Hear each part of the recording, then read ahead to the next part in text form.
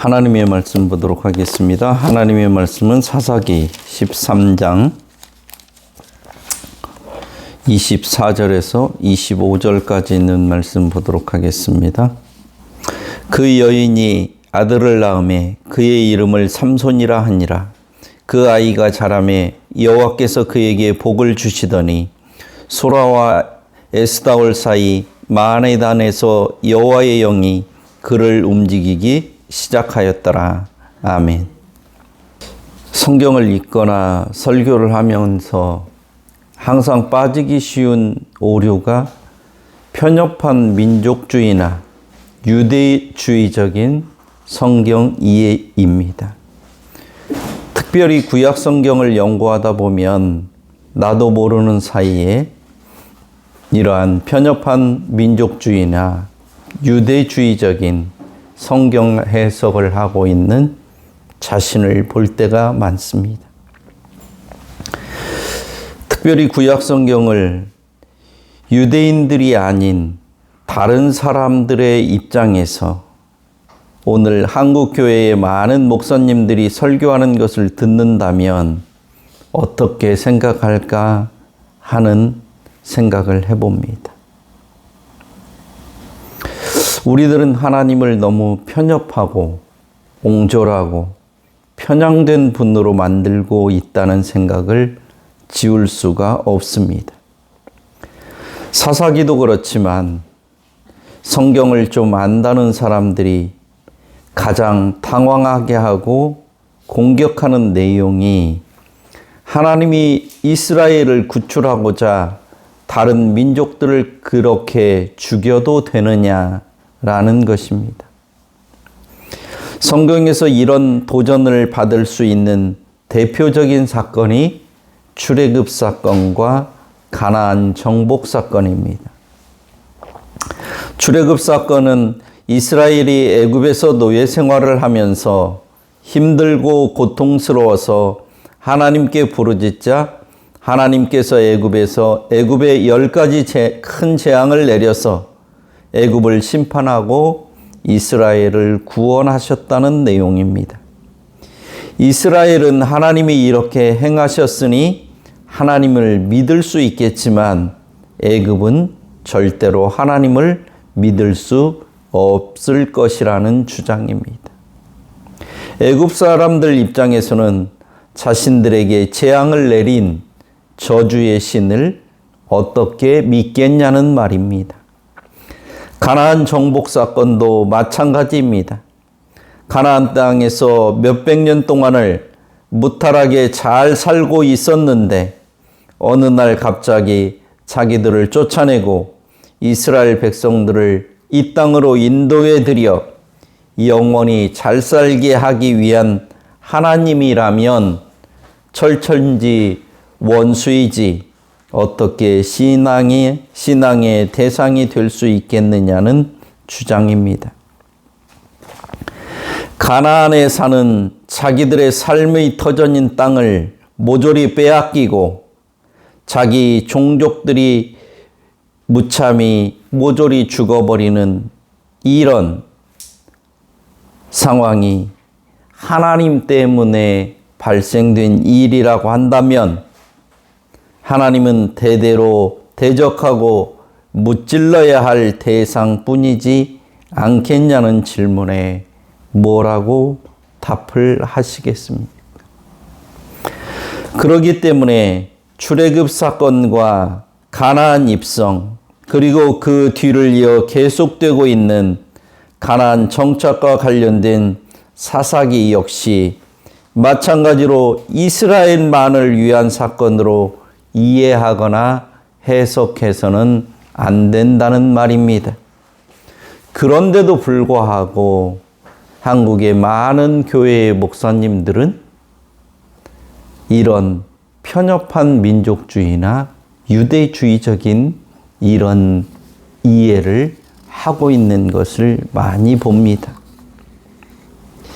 만약 이스라엘을 애굽에서 건져내고 가나안 땅에 정착하여 살게 하는 것이 하나님의 목적이었다면 가장 실패하신 분이 하나님이십니다. 왜냐하면 이스라엘이 하나님을 잘 믿은 것이 아니라 출애굽 전부터 광야 생활 내내 하나님을 믿지 않았고 불순종했을 뿐만 아니라 계속해서 하나님을 원망하고 불평하고 배반했기 때문입니다. 심지어는 어려움이 있어도 하나님께 부르짖지 않을 뿐만 아니라 이제는 하나님의 존재 자체를 무시하고 있습니다. 가나안 정복 후에도 이스라엘이 하나님을 잘 믿었다는 기록은 한 번도 나오지 않고 반복적으로 나타나는 표현이 이스라엘이 하나님을 버렸다, 떠났다, 잊어버렸다, 다른 신들을 섬겼다는 것 뿐입니다. 하나님의 이스라엘을 도와주셨건만 이스라엘 사람들은 하나님의 은혜를 잊었고 하나님께서 이스라엘을 위해서 수고하신 것에 대해서 아무런 고마움도 없습니다. 하나님은 친히 구해준 이스라엘로부터는 철저하게 버림을 받았고 이스라엘을 구원하기 위해 다른 나라들을 망하게 했기 때문에 가장 실패하신 것이고 가장 어리석은 일을 하신 것입니다. 자기들의 노예를 어쩔 수 없이 내보낸 애굽 사람들에게는 원한이었고 이스라엘에게 땅을 주기 위해 가나안을 정복했으니 가나안 땅에 살고 있었던 원주민들과는 원수가 될 수밖에 없었습니다. 그 사람들이 하나님을 자기들의 신으로 믿는다는 것은 불가능한 일입니다.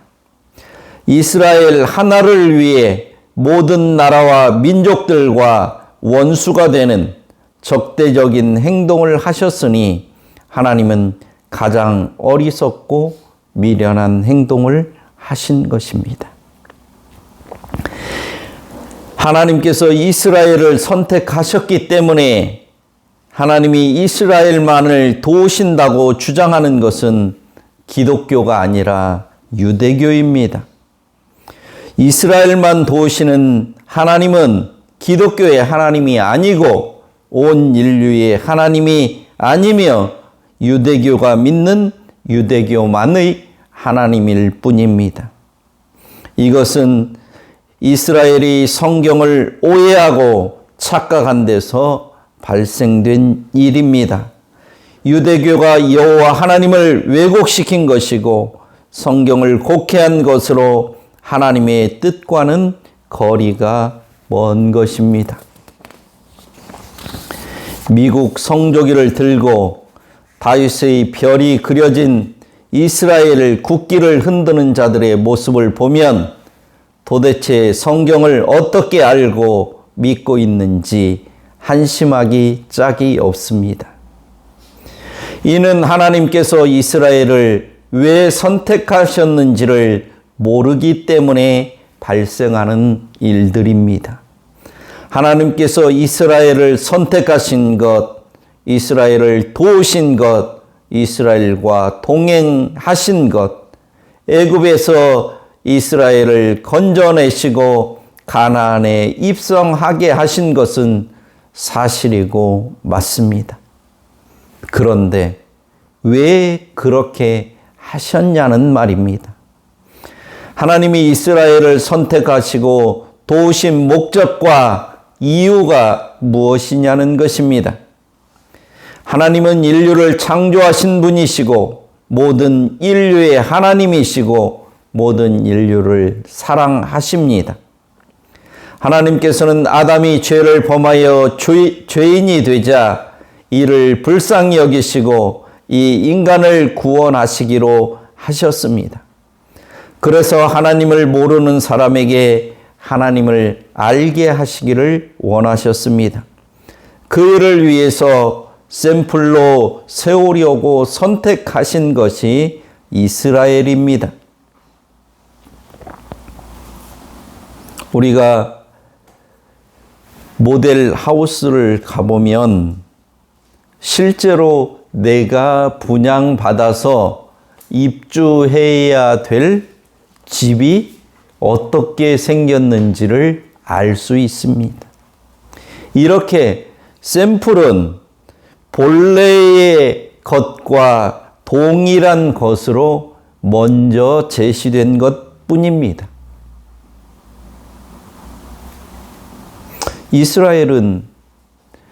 이스라엘이 선택된 건 이런 샘플로서의 역할일 뿐입니다.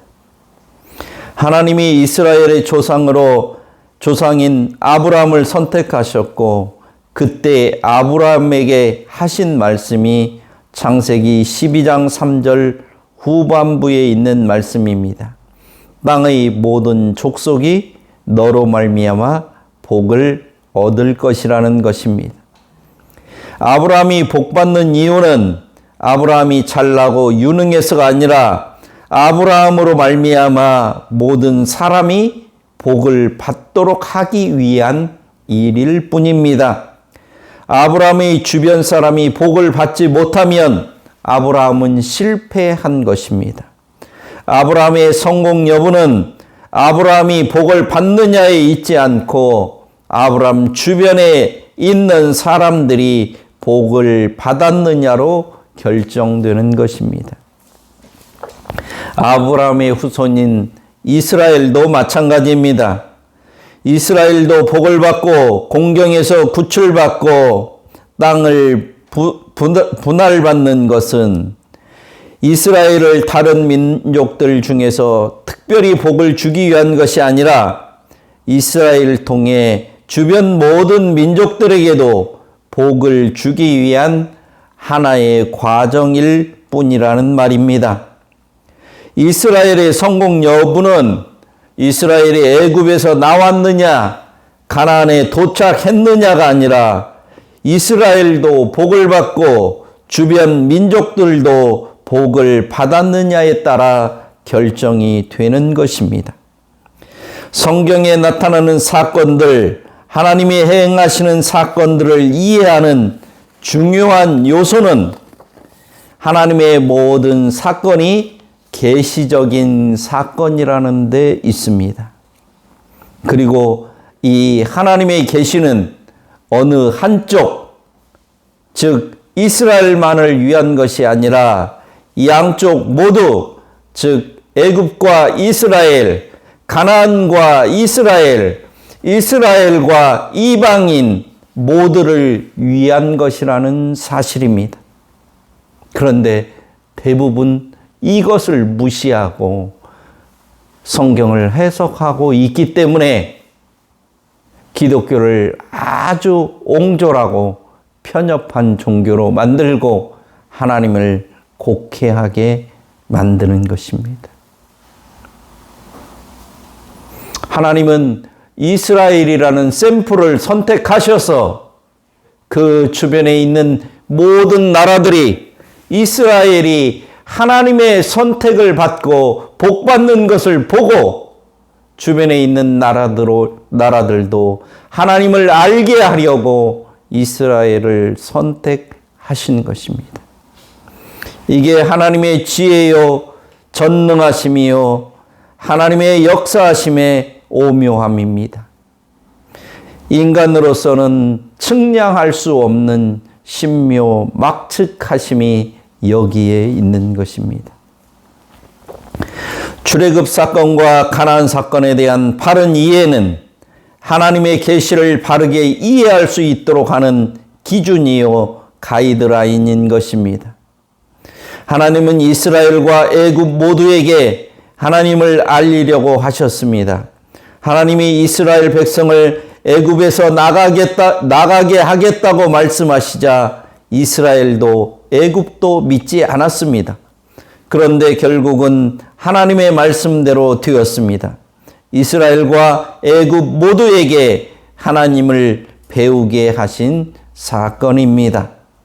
하나님이 이스라엘 백성을 가나안 땅에 들어가게 하시겠다고 말씀하셨지만 이스라엘도 믿지 않았고 가나안 주변에 있는 주민들도 믿지 않았습니다. 왜냐하면 자신들의 생각에는 이 일이 불가능한 일이라고 생각했기 때문입니다. 그러나 결국 하나님의 말씀대로 되었습니다. 이스라엘과 가나안 모두에게 하나님을 배우게 하신 사건인 것입니다. 물론 이 일을 통해 이스라엘도 애굽도 가나안도 아무도 하나님을 배우지는 않았지만 말입니다. 사사기에 반복되는 이스라엘의 구원 사역도 사실은 동일한 패턴입니다.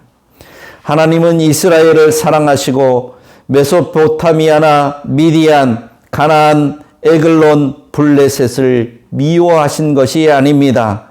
하나님은 모두에게 하나님을 알게 하셨습니다. 이스라엘을 압제한 민족들은 자신들이 패할 것으로 생각하지 않았고, 압제당한 이스라엘은 자신들이 구출될 것으로 기대하지 않았습니다. 그때마다 하나님께서 사사들을 세우셨는데, 하나님께서 사사들을 세우시는 기준은 참 간단합니다. 왜냐하면 세상에서 가장 못나고 가장 안 될 사람을 선택하시기 때문입니다. 그리고 전쟁을 하는 것도 사람으로서는 도저히 생각할 수 없는 아주 미련한 방법으로 행하십니다. 그리고 이 전쟁을 할 때도 가장 좋은 시기가 아니라 가장 좋지 않을 때를 택해서 전쟁을 하십니다. 우리가 지금까지 살펴본 사사기가 그렇습니다. 하나님은 왜 이렇게 하실까요? 사사기에 기록된 사건들을 보면 정말로 말도 안 되는 방법으로 하나님께서 전쟁을 하게 하는 것을 볼 수 있습니다. 전쟁을 하려면 창과 칼을 가지고 해야 되는데 항아리와 횃불을 들고 전쟁을 하지 않나. 전혀 훈련이 되지 않는 잡류들을 세워서 전쟁을 하시지 않나. 그 잘난 남자들은 다 어디로 가고 여인을 앞장 세워서 전쟁을 하지 않나. 도무지 이해할 수 없는 이런 방식으로 하나님은 전쟁을 하십니다. 이렇게 하는 이유는 승자든 패자든 모두에게 하나님을 알도록 하시는 것이 하나님의 뜻이기 때문입니다. 인간들이 하는 전쟁에는 고도로 훈련된 많은 수의 군인과 상대방의 의표를 찌르는 전략과 전술, 상대를 압도할 수 있는 가공할 만한 무기와 적절한 타이밍이 전쟁에서 승리할 수 있는 필수 불가결한 요소이지만, 하나님께서 하시는 전쟁은 사람이나 방법이나 무기나 어느 시기가 문제가 아니라는 것을 하나님께서는 분명하게 보여주십니다. 그래서 이긴 사람도 자기가 왜 이겼는지, 어떻게 이겼는지를 알고, 진 사람도 진 이유가 무엇 때문인지를 분명하고 확실하게 알 수 있기 때문에 하나님을 인정할 수밖에 없도록 하셔서 하나님을 분명히 깨닫도록 하시는 것이 이 전쟁의 목적이기 때문입니다. 하나님께서는 되어질 일을 미리 알려주시고 그 말씀대로 행하셨습니다. 여호와 하나님에게는 승패가 문제가 아니라 모든 사람들이 하나님이 어떤 분이신지를 깨달아 하나님의 복을 누리도록 하는 게 하나님의 목적이며 뜻이기 때문입니다. 어떤 사건이나 인물을 통해 하나님이 옳다는 것, 하나님께서 말씀하신 것의 성취 여부를 판단할 수 있도록 해주시는 도구나 장치가 사사라고 할 수 있습니다.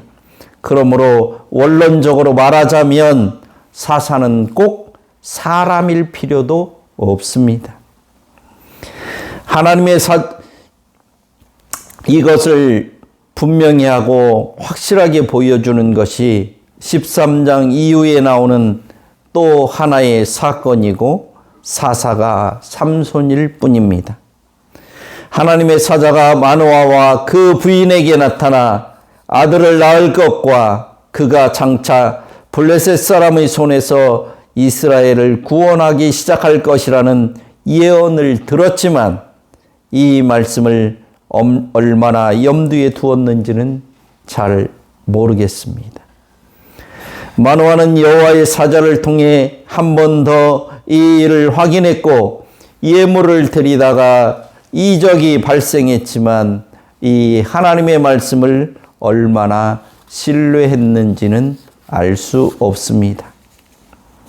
그런데 어느 날 문득 아내가 임신을 했고 아들을 낳을 것이라는 이야기를 들었으니 왠지 아이에 대해서 큰 기대를 했을 것이라고 생각이 됩니다.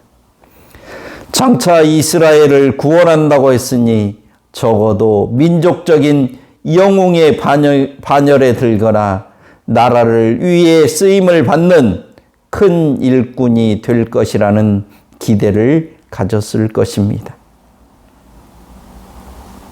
실제로 임신하지 못하던 여인이 임신해서 아들을 낳자 자신들의 모든 기대와 소망을 가득 담아서 지은 이름이 오늘 본문에서 본 삼손입니다. 삼손이라는 이름의 어원은 세메쉬로 태양이라는 뜻입니다.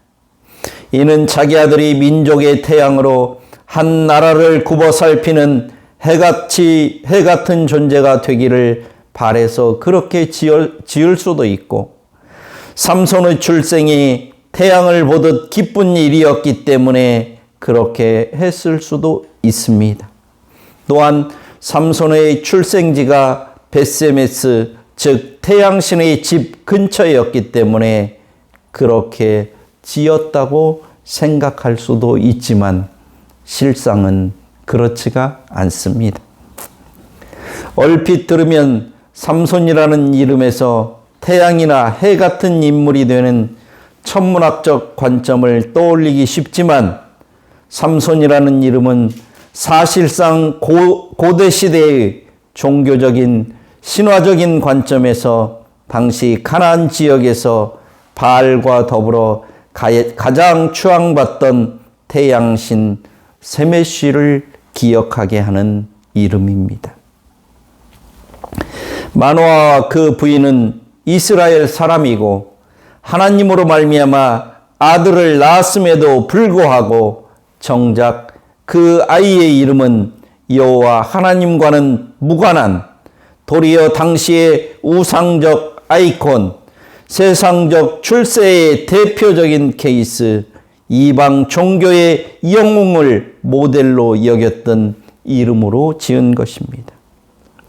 삼손이라는 이름은 당시 이스라엘의 신앙 상태와 이스라엘 사람들의 믿음 상태를 잘 보여주고 있는 것입니다. 가나안에 정착하여 살던 이스라엘이 이방의 압제를 받는 것은 단순한 구원의 상실이나 외교권의 상실이 아니라 가장 중요한 종교적 압제를 당하고 있는 것입니다. 각 나라마다 자신들의 믿는 신이 있었는데 이스라엘을 정복한 나라들은 자기들의 신을 섬길 것을 강요했습니다. 그래서 이스라엘은 가나안 땅에 살면서 여호와 하나님보다는 그때그때 자기들을 정복한 이 나라신 저 나라신을 섬길 수밖에 없었습니다.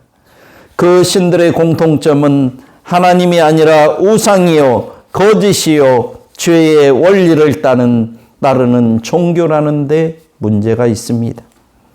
이러한 우상적 죄적인 종교에 익숙해 있는 모습이 마노아와 그의 아내에게 그대로 나타나고 있는 것입니다. 이것이 여호와의 은총을 입었으면서도 아이의 이름은 우상 종교의 이름을 따서 지은 것에서 확인할 수 있습니다. 삼손의 부모는 하나님의 사자의 예언을 듣고서도 자기 아이가 이방인들의 기준에 합당한 영웅이 되기를 바라고 있는 것입니다. 참으로 어이없는 일이요 한심한 짓거리를 하고 있는 것입니다. 그럼에도 불구하고 하나님께서는 삼손에게 복을 주십니다. 하나님께서는 말씀하신 대로, 약속하신 대로 그대로 행하십니다. 하나님이 행하시는 일이 삼손의 부모 때문에 달라지지 않습니다. 삼손의 부모들은 하나님께서 삼손을 통해 이스라엘을 구원한다는 말이 무슨 의미인지도 모르고 하나님이 복을 주신다는 것이 어떤 것인지도 모르고 자기들 맘대로 생각하고 행하시지만 하나님은 하나님이 하실 일을 행하십니다. 하나님을 배우지 않기에 하나님의 말씀도 자기들의 마음대로 생각하고 자기들의 마음대로 의미를 정해버리는 잘못을 범하고 있지만 하나님께서는 그들이 그럴지라도 하나님의 일을 하십니다. 하나님이 먼저 말씀하셨고 하나님이 계획하셨기 때문에 이름을 어떻게 짓든 부모가 자녀를 어떻게 키우든 하나님의 뜻은 달라지지 않았고 하나님의 계획은 변함이 없었습니다. 이것이 하나님의 신실하심입니다. 우리가 하나님을 믿을 수 있는 근거가 이 때문입니다. 하나님께서는 인간들처럼 이랬다 저랬다 하시는 분이 아니라 하나님께서 약속하시고 말씀하신 그 말씀대로 인간의 사정과 인간의 형편에 따라서 어떻게 바뀌든 그와 상관없이 하나님이 하신 말씀을 그대로 이루시기 때문에 우리가 하나님을 믿을 수 있는 것입니다. 삼손에게는 하나님의 복주심이 정말로 필요했습니다. 그 부모들이 하나님 말씀을 도무지 이해하지 못하고 있고 이방 종교의 습관을 따라 이름을 짓는 것에서 그치지 않고 자랄 때도 계속해서 이방 종교에서 시키는 대로 했을 것이기 때문에 삼손에게 하나님은 복을 주셔야 했습니다. 하나님의 은혜는 상이 아닙니다. 하나님의 은혜는 인간의 행동이나 인간의 열심이나 노력, 인간의 충성에 대한 하나님의 보답이나 보상이 아닙니다.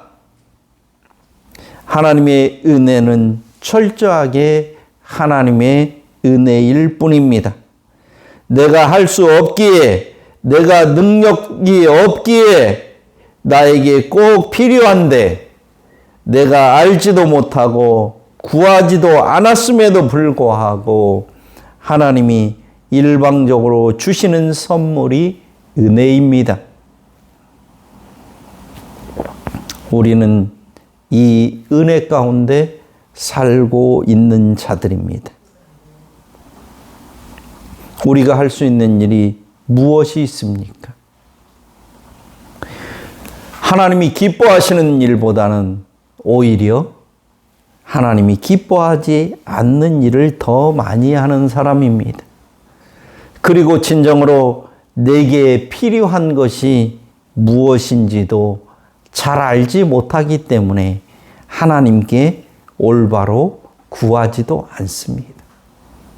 그럼에도 불구하고 하나님은 우리들을 지키시고 보호하시고 하나님의 은혜 가운데 머무를 수 있도록 인도해 주시는 것입니다. 이것이 하나님의 은혜입니다. 우리가 은혜를 받은 것은 내가 잘 사는 것으로 증명되는 것이 아닙니다. 내 주변에 있는 사람들이 하나님의 은혜를 받아야 합니다. 기독교는 자기 중심의 이기적인 종교가 아니라 먼저 하나님의 복을 받은 자를 통해서 주위 사람들이 함께 하나님의 복을 받는 종교입니다. 그러므로 자기 중심주의, 이기주의자는 전혀 기독교와 상관없는 자들입니다. 요즘 태극기를 들고 난리를 떠는 사람들을 보십시오. 그 사람들 때문에 이웃이 복을 받습니까? 주변에 살고 있는 사람들이 하나님을 깨닫습니까? 하나님의 능력이 전파가 됩니까? 기독교는 교회 다닌다는 사람, 자기 자신이 잘 되는 것으로 입증되는 것이 아닙니다. 하나님의 복을 받은 사람, 옆에 있는 사람들이 복을 받는 것으로 입증이 되는 것입니다. 삼손이라는 이름,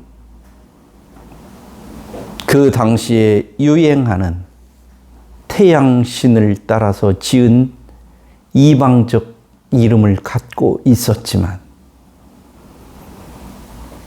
그 부모도 자기의 자식이 세상적인 출세를 위해서 이런 이름을 지었지만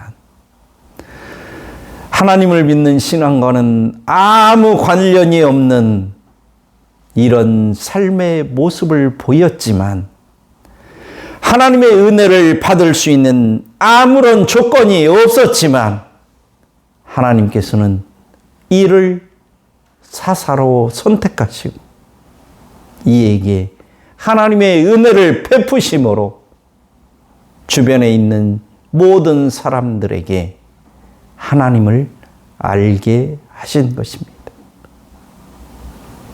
우리를 통해서 하나님을 알게 하는 것, 이것이 하나님이 우리를 택하신 이유입니다. 이스라엘을 택하신 것은 이스라엘만을 위함이 아니라 이스라엘을 통해서 주변에 있는 우상을 섬기는 자들이 참 신이 누구신지를 알고 그 신을 믿어서 함께 복받도록 하시기 위한 것이 하나님의 계획이셨습니다. 오늘도 우리를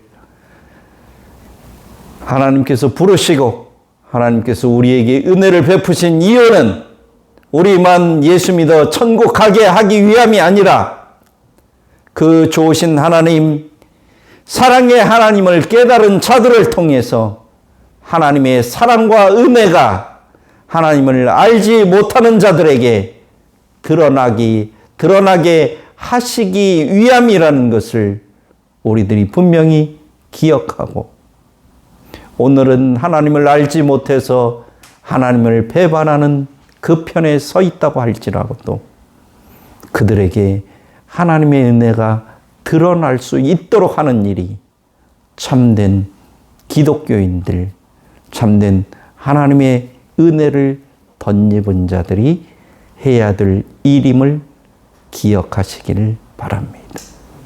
이것이 우리를 선택하고 부르신 하나님의 뜻입니다.